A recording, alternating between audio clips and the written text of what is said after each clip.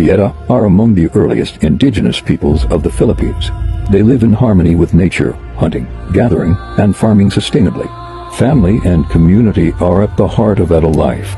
Elders guide traditions, passing down wisdom through stories and rituals. Their culture shines through music, dance, and rituals celebrating nature and ancestors. Let's respect, learn, and celebrate indigenous culture. Sa sinugdanan, dili pulong ang unang mitungha kundi tingog sa kalibutan.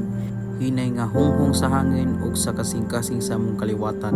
Ako sa anak sa yutang natawan nga nagdala sa tingog sa akong lumard nga dugo. Dili lang istorya kundi kasaysayan nga buhit. Sa matag pulong nga akong gisulti, naa ang pinaghiusa, naa ang kalinaw ug ang kalag sa among mga katigulangan.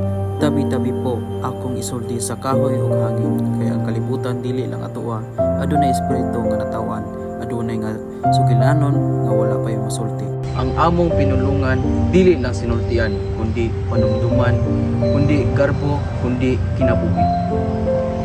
Apan karon, hinay-hinay kining mawala sa saba sa modernong kalibutan, sa kalimot sa bag-ong henerasyon. Asa na ang mga pulong sa kangit-ngit, asa na mga sugilanon sa kahayag, asa na ang tingog sa kalibutan ng mga gilaan. Dili pwede nga mapaspas, dili pwede nga malimtan. Kay kung mawala ang pinulungan, mawala sa pagkalag sa katawan. Usa ako mutindog, ako musulti, ako musinggit sa kalibutan. Ang amo sinultian, amo kining panalipdan. Ang among kultura, amo kining ipasa, ug amo kining sinugdanan, dili jud mawala bisan pa sa uno sa panahon.